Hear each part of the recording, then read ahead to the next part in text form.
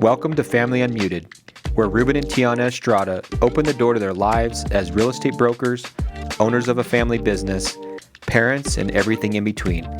This is our world, Unmuted. Hey, welcome back to Family Unmuted, episode 9, season 2. There you go. Seems like forever.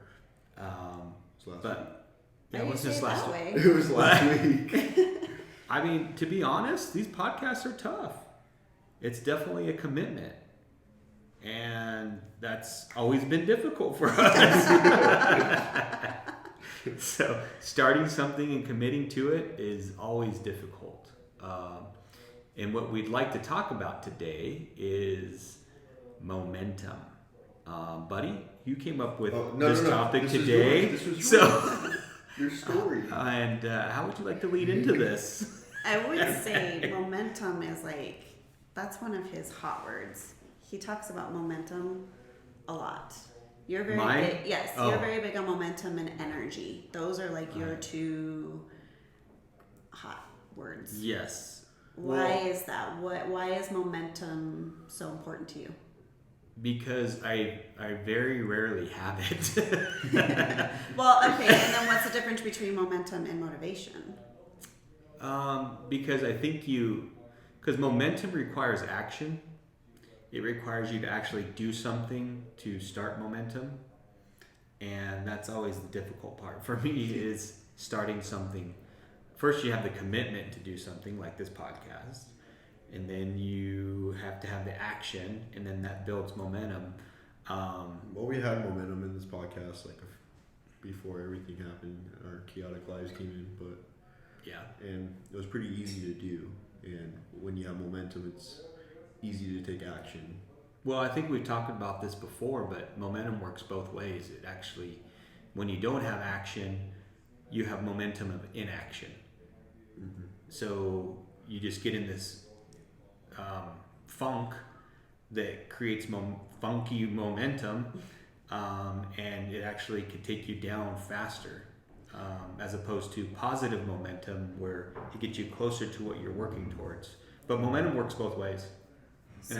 So would you say that momentum is, because again, keeping with our subject of growth this season, would you say that momentum is an absolute necessity for growth? Well, I think it just exists, and I think you have to be aware of it. I think we underestimate maybe the importance of it, because even I hear you guys for years and years, obviously our family is a huge sports family.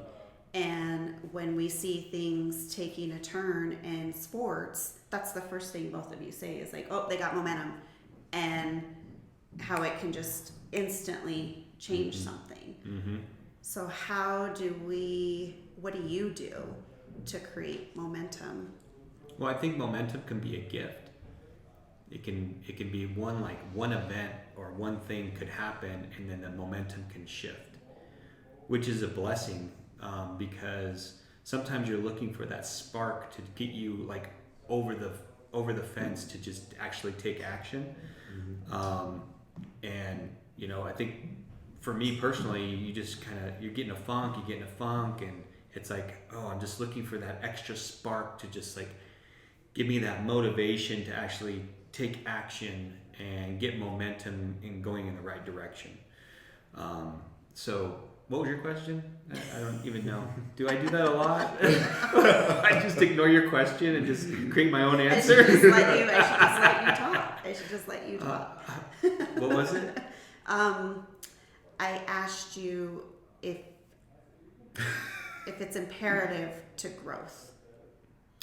And you said it just exists. I think it's just like there. gravity. It's just something that's there. So what you're saying is it can't be created, it just has to happen?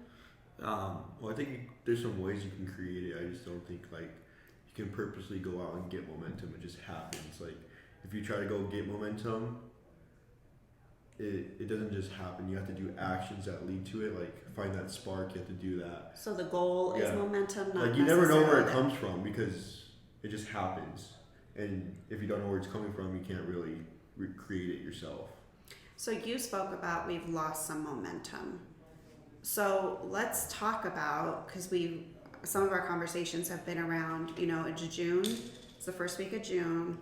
We're halfway through the year. It's been an insane year in every aspect of our life.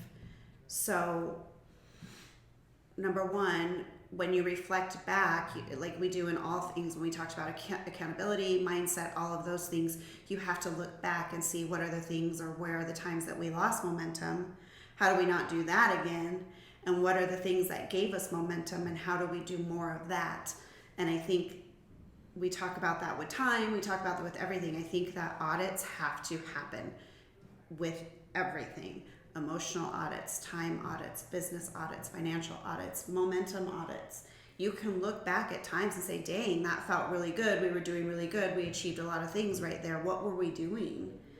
And then try to recreate those. So if we look back from January till now, what are some of the places that you guys felt hindered our momentum and kind of pushed us in the other direction? And what are some of the things that we need to focus on doing more in the next 6 months? I think it just starts with recommitting. Look at your commitments, and is that in line with what your mission is, like what you're trying to accomplish? And if they're not, then get rid of it. And if they are, then recommit. And again, I agree with that. I think that we fall into the trap of setting these goals when we're not really at a place in our lives where you can give it the commitment that it needs. I know for me, I recommit to the gym a lot. And I know that it's important to me, but for whatever reason, at certain periods of my life, I just end up not going, and then I have to recommit, because as you grow as a person and you're in a different place in your life, you will commit to different things in a different way. And so I feel right now, because I do have a goal toward the end of the year, the last 6 months, like that has given me my momentum for the gym and exercising and being committed to just one. I'm literally doing 2 exercises at the gym, but I have momentum going in that, and that it's getting easier every day to do that. So those self audits and recommitting, I think when you commit to a goal that you aren't 100% all in on, you will never get that momentum. Yeah, and well, if you take physical fitness as an example, then why do we stop? If we're like, oh, we're working out, we're feeling good, we have energy, we're looking better, we're feeling better, and then why do we stop that? When everything's going so well and we have momentum going in the right direction, what happens to us and our mindset, and just I don't understand why we stop. Because we always go into it's just one day mentality. Oh, if like you skip a day or like you skip a week, you're like, oh, it's just like I can get back in it. Yeah. You can flip a switch. It's like, oh, I've been doing so well, I deserve a break. You start going.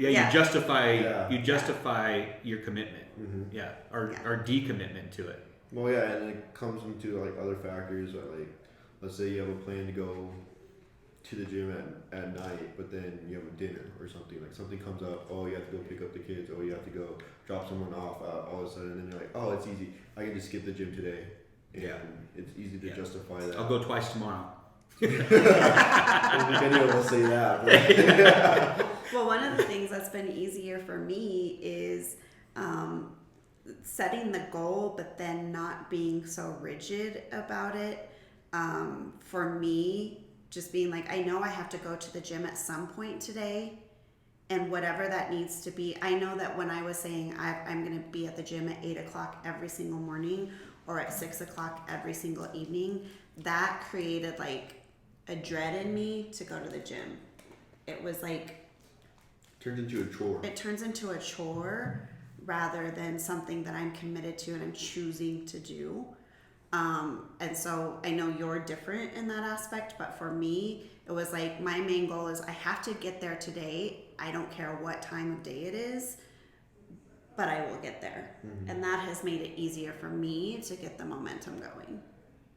And now that I think about that, it's like that's the reason why maybe one of us has always been unhappy with the way that we work out. Because what works for me doesn't necessarily work for you, and vice versa. Like you're like, I don't want to have a set time because maybe that gives you anxiety or something like that. It pisses me off. But if I have a set time, it like makes me feel like, oh, well, this is where I'm supposed to be. You got something to look forward to. Yeah, and it's like I need to this is the most important thing that I could do, so I need to knock it out sooner.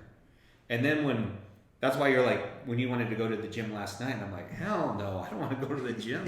I'm going to take the kids to Walmart. We're going to buy some Legos. Which, again, there's no wrong way. It's just about really being, again, getting real with yourself and figuring out what works for you, because we fall into this trap of, well, this person says, and this really successful person, and this book says, and that book says, and yes, those are all great guides, but it's just like diets. There is not one diet that works for everybody. We have different DNA, we process sugar different, all the things. Like, you need to find what works for you, and we've talked about that in business. I mean, that's right. We've been business partners for 25 years, and you've stepped in, and you come in and you see that Dad and I do business very, very differently right now. But that wasn't always the case. We spent a good 5-6 years doing it just your way, and I was miserable. We spent another few years doing it just the my last way, few years, and you were miserable, and then vice versa, until we literally had a conversation, and I was like, I can't do business the way you do it, and you can't do it the way I do it. And instead of fighting that, it made me sad. I felt like we couldn't do it together. Like we were both on islands, 2 separate islands, doing business and things differently in our own way, and that made me sad. But the funny thing is like, so our business is obviously. So I just succumbed to your way. That's how. No, that is not it. I'm happy being miserable. I'm happy being miserable. That is not true. As long as it's for you. It's for you. You are not I'm miserable. doing this for you. Oh my gosh. Now I can't even remember my point because I'm distracted with this ridiculousness. No, we figured out ways, but different I don't know ways. why that would make you sad, because we parent in 2 completely different ways. We run the house in 2 completely different ways. We spend money in 2 completely different ways. That doesn't mean that we don't, and yet we're going to be celebrating 25 years, and we've been together for 30 years. So obviously it's not a problem. Well, because we have the same goal. Fine. We have the same goal. That's my point. My point. You have different ways of getting there. It doesn't change the finish line. You just get there different ways. Yeah. That was my point, and you turned it into something it did not I was being. Talk about losing momentum. I was being stupid, and I've mastered stupidity. Okay, so moving on. You've talked a lot about losing momentum this year, and it seems to be it's a big problem for you. It's a big issue because you bring it up a lot. So how do you feel that you've lost momentum, and why is it bothering you so badly? Because it's just like, you have to, every time you recalibrate, it's so hard to just get back on the horse. And I think, like, me and Dad try to find so many different ways to find that spark. And we go through different avenues. Like, we went through the Amazon business, that gave us a spark, and then that died off. And then it's always just trying to find different ways instead of trying to stick to one thing and trying to figure out in variations. I think it's interesting seeing you come in and work with us, and seeing the way your entrepreneurial spirit runs. I'm actually very surprised at how much it is like Dad's. I've noticed that you guys, because up until this point, I thought like Nathaniel's a lot like me. You know, he can be emotional, he can be stubborn, all these things. But in business, I'm realizing that you are a lot like your dad. And I'm not saying that's a bad thing. It just kind of surprised me. No, I'm not. I'm just saying, did it not surprise you to see some of the things that are coming out of him that remind? No, because I learned that about Nathaniel a long time ago when we were helping each other be better at basketball, or I was trying to help him be better at basketball. Is a lot of the frustrations I had with him were a lot of the frustrations I had with myself when I was going through the process of being a terrible basketball player. So yeah, I knew that going in. I knew that was going to be, that's why I thought you guys could relate a little bit better, because maybe you got me through a lot of the, challenges that I had and still have. You could help him the same way that you helped me. So Well, I think it falls into two different areas where you could be personalities where you are looking for momentum in other places. You're striving to find something that's going to give you momentum, or you double down on what you're doing and it creates momentum for you. And I think that's where we have a different perspective on things. And we've always been like that. You are very good about taking me out of La La Land, because I get there a lot. And I'm usually telling both of you, like, okay, guys, but look what we do have. How can we make it better? Like, why are we always looking for something that we don't have? Why don't we just plus what we have? yeah, you are good at that. Yeah, So totally. my question is, so is it outside coming in momentum, or again, can you create that? Well, I think I've always been guilty of just setting unreasonable expectations.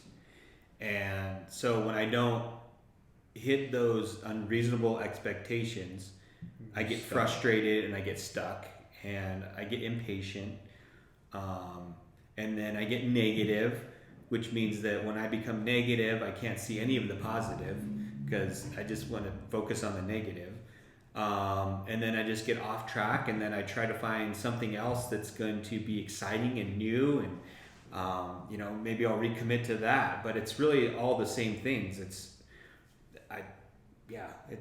a vicious, miserable cycle that I go through quite frequently.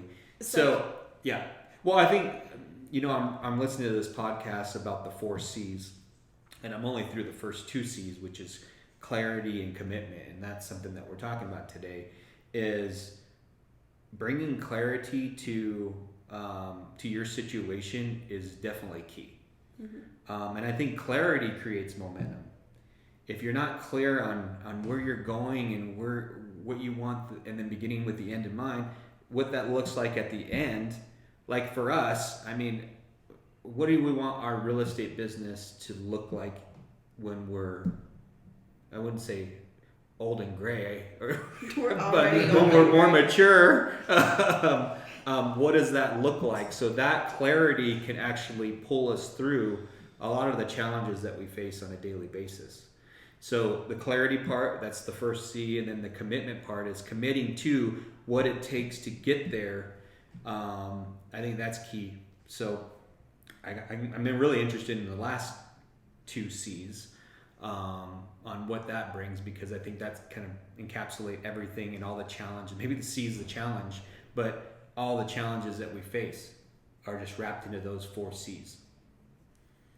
Well, I think that momentum starts with a decision or even self-talk. And we talk a lot about getting real, and I think we talk about it so much because it's very, very hard to do. It's very hard to get real about yourself. It's super easy to get real about other people because we figure out, well, we got them figured out, which is a horrible, horrible habit that all of us have. I got them figured out, whatever. But to sit there and say, like, I have me figured out, and really just swallow the bitterness of some things in your life that you need to work on. But I think that does create momentum. There are times, you know, where, again, back to sports, we're watching sports and we're like, dang, this game's over. Something happens with a player, usually it's one player, and one play, but I think in that person's head, they literally were like, absolutely not. I am not losing this. I don't care what I have to do. I'm not going to lose. And so that small decision then has this ripple effect of creating something bigger than that. And so I think that self-talk, I know for me, just having those conversations with myself, like, yeah, Tiana, and then this could happen, and then this could happen, and then if you do that, that can happen. And that creates the momentum in you to just take the action. And I just think that we don't have true conversations with ourselves enough. Yeah, another good C is comfortable. I think we tend to get in these comfort zones and it feels really good, and we don't want to be uncomfortable, and that's usually, you know, what prevents us from obtaining a goal or being quote unquote successful. Is as a society, we just like to be comfortable. You know, we want to get in the wintertime and turn on the heated seats because it's too cold, or we have automatic starters now so that we don't get into cold cars. There's a lot of things that we want to be comfortable in, and business is one of them. It's if you're going to be in business with other, especially yourself or other people, it's going to be uncomfortable. I can't recall one time in our 25 years of doing this that I've been comfortable. Yeah, some would say, you know, if I had a lot of money, I'd be more comfortable. But more money, more problems. It does. There's just never a time where you're comfortable. There's always different problems in different situations. I just don't think we're meant for that. No, I agree with you. I think that you're given this life, and life in general is a journey and a challenge. And I think that we would all we do ourselves a huge disservice to think that people have the easy road and we don't. Everybody has a challenging road. That is the point. Well, not when especially when you're in a business of serving others. Well, yeah. If you have the mission of serving others and having a servant mentality, serve first, then yeah, you're always going to be challenged because you're almost adopting other people's problems.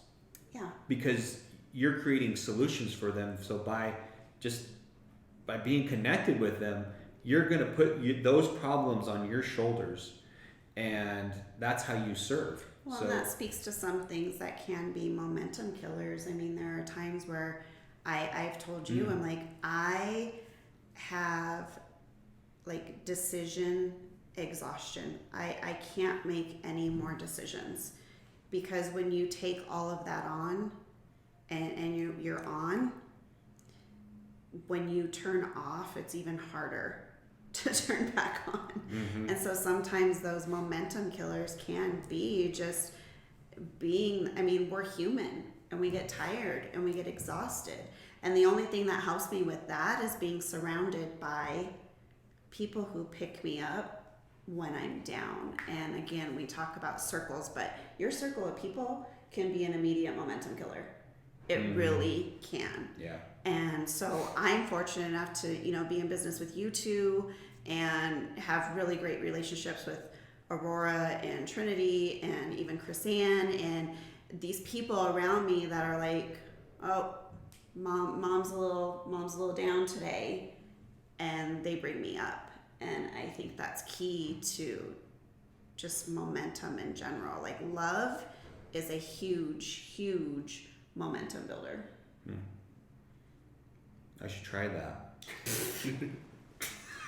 Just joking. You're happy being miserable. I'm really not that miserable. Not that No, miserable. I'm not. It isn't really focused on other people. It's focused right here. So, So going into our last 6 months, because for me, and people have been asking us, the first 6 months has been shaky, whether it's in our personal lives.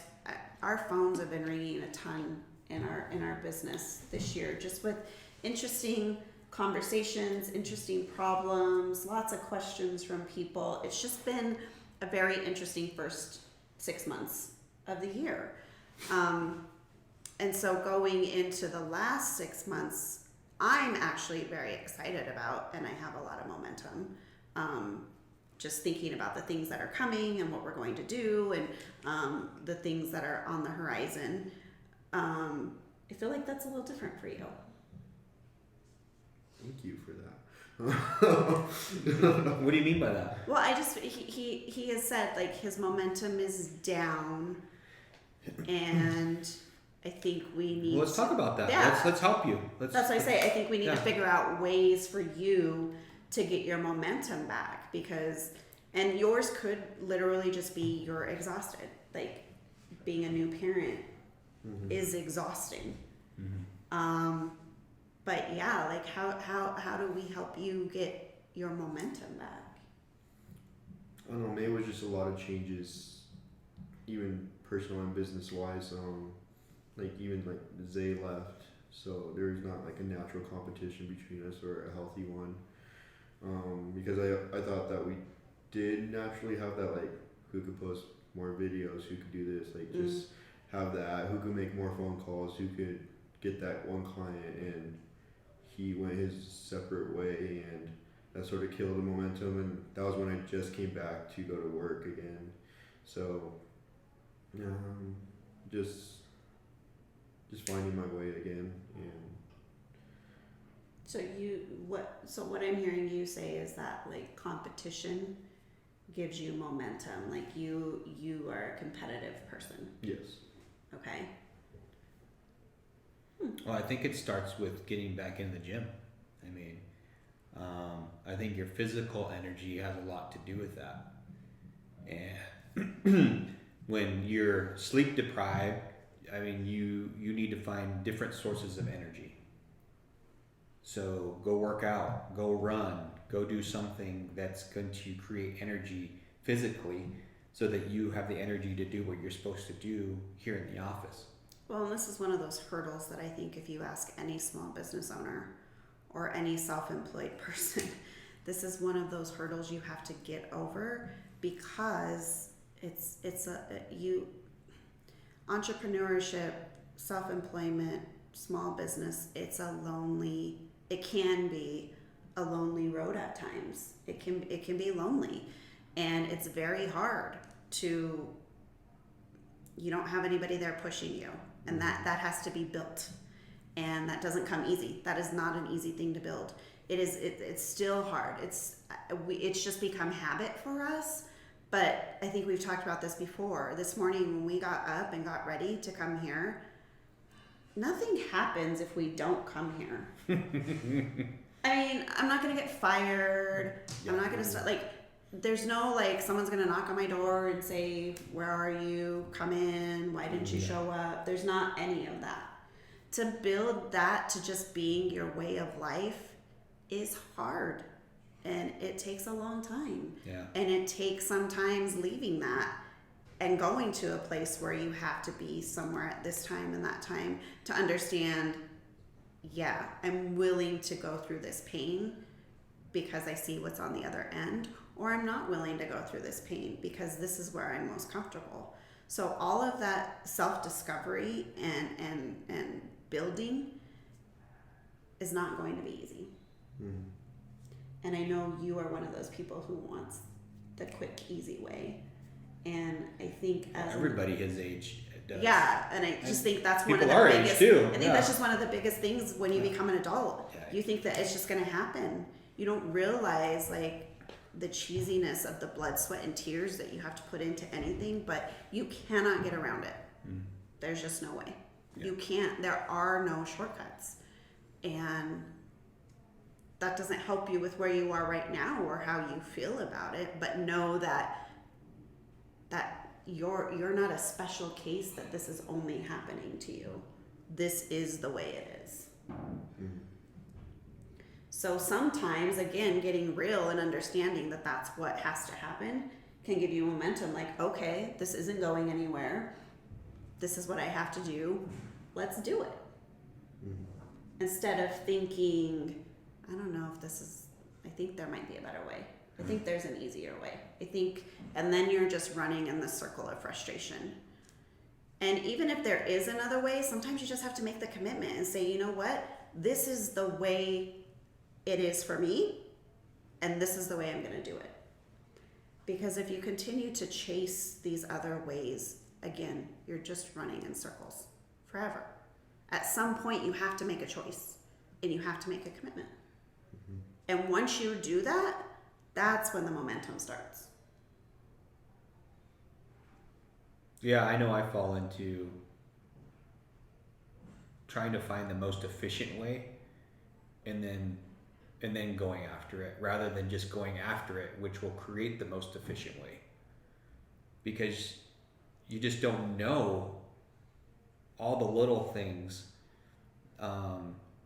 If we pick like a new business development or lead generation activity, and we're like, well, we got to do it this way, and there's steps and there's a process, but yet taking the action is the most important piece, because then you learn something from it and then you adjust, and then you learn from it and then you adjust, rather than trying to take out all the adjustments and then taking action.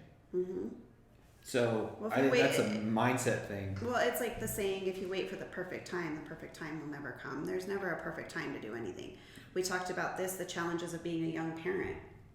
I'm sorry, but 19 or 39, you're never really ready to have a child. I don't care if it's your first child or your fifth child. It's always going to be something different. There's never a perfect time for anything. And it reminds me of that quote, I think it's Richard Branson, the Virgin Records guy. And he's like, if you see an opportunity, just take it and figure out how to do it later. Yeah. I know that's a really hard thing for certain personality types, but having that mindset has helped, I know, us in our business tremendously. It's helped us with raising our children tremendously, to be like, and we've told you guys, like, I don't know, guys, but we gotta do it, and we'll figure it out. We'll figure out a way. We'll figure it out. And you always do. Yeah. But again, if you want momentum, you have to make a decision. You have to make a choice. Indecision is paralysis. Yeah. In all aspects of your life. Yeah. So I think overcoming the fear is a big thing too. There's just a lot of fear that drives us into not taking action. I think there's a fear. Well, what are all the fears? Fears that it might not work out, right? The fear that you're wasting time. The fear that you're not doing it the most efficient way. The fear is you'll go broke before it's successful. There's all these different fears, and unfortunately, we need to learn how to eliminate those fears. And that's hard. Again, it goes back to getting real and understanding, like, what are the things that are most important to you in your life. And if you have that, then you don't really need to be afraid of anything else. Meaning, okay, if we lost everything tomorrow, I've said this, if we lost everything tomorrow and had to get a 1-bedroom apartment somewhere, whatever, and it was us and the girl, okay, I don't care. Yeah. So I think your fears are equal to your priorities, and that if you're not really clear on your priorities and what really matters to you, then yeah, you're going to be afraid of everything. I'm afraid of losing my car. I'm afraid of this. I'm afraid of that. I'm afraid I can't buy this for this person. I'm afraid we're not going to be able to go there. I'm afraid those aren't, and for me anyway, like, those aren't real fears. You got to get to the core of you. You are never going to have growth and success in whatever it is you're trying to do if you aren't constantly self-examining and figure out if you are the person who is going to do these things or be this thing. Yeah. The fear of trying is debilitating. It is. Yeah. Again, it goes back to comfort. Yeah. I know I'm not where I want to be, but I'm kind of okay.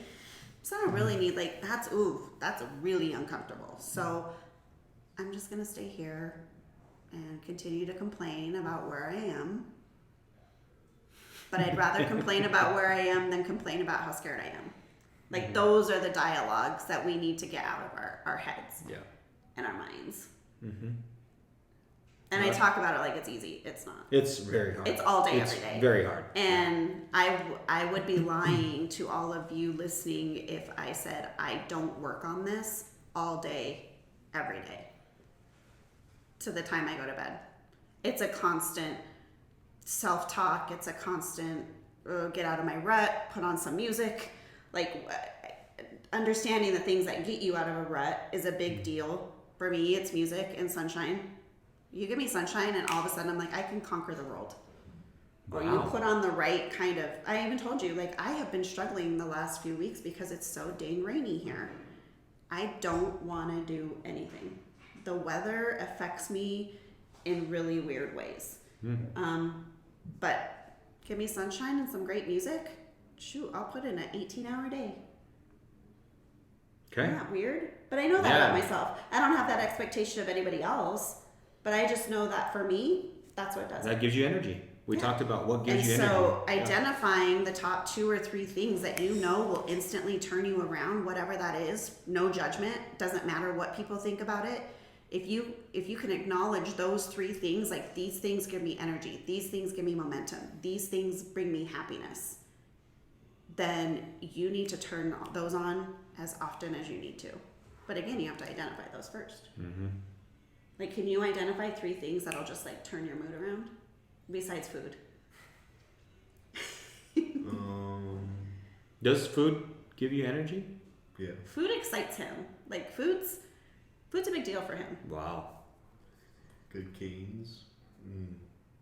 And then after you eat them, that you like want to conquer the world, or how does that work?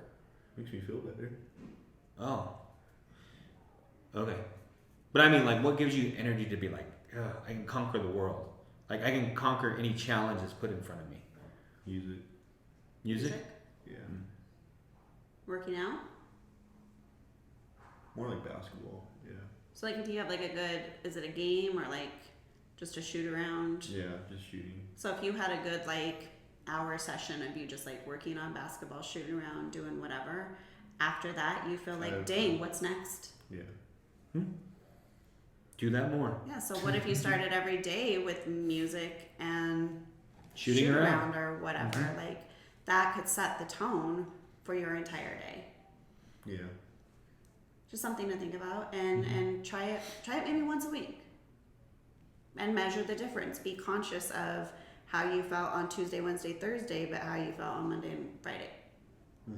And start to just do more of that. A lot of it's just experiment. It is. Cool. Wrap it up. Anything else? Momentum. Keep it going. All right. See you on the next one.